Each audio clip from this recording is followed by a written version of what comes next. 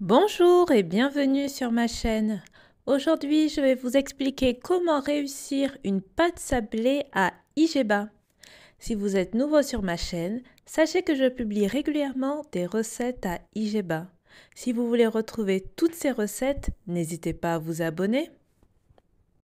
Pour la recette, vous allez avoir besoin de 50 ml d'eau, un œuf, 30 g de sucre de coco, 70 g de poudre d'amande, 200 g de farine d'orge mandée et ensuite 50 ml d'huile de pépins de raisin.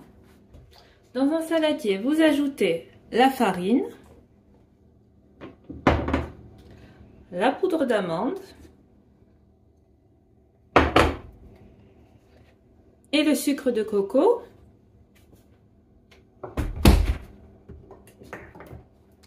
Vous mélangez.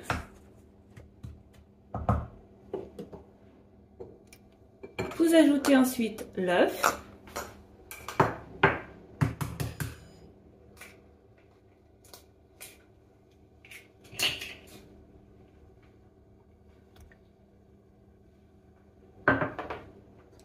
L'huile. Et l'eau. Vous mélangez l'ensemble jusqu'à former une boule.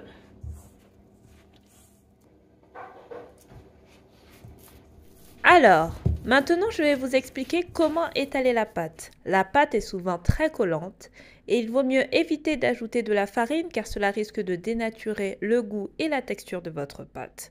Donc l'astuce est la suivante. Je place ma pâte entre deux feuilles de papier cuisson, ce qui me permet de l'étaler sans ajouter de farine.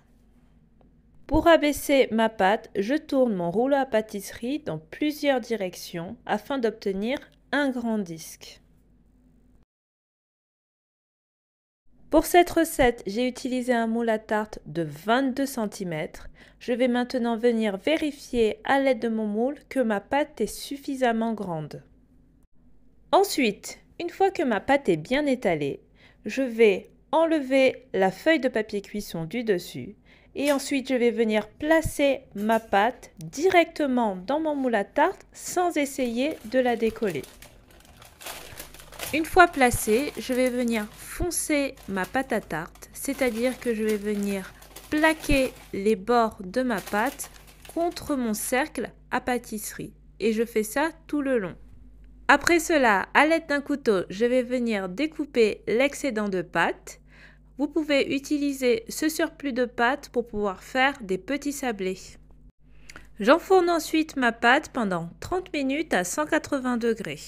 À l'aide de cette recette de pâte sablée à IGEBA, vous pouvez réaliser de délicieux desserts à IGEBA tels que le flan pâtissier ou bien encore la tarte aux pommes. Vous pouvez retrouver toutes ces recettes sur ma chaîne. Si vous voulez voir plus de vidéos de desserts à IGEBA, n'hésitez pas à vous abonner et je vous dis à très vite pour une nouvelle recette à IGEBA.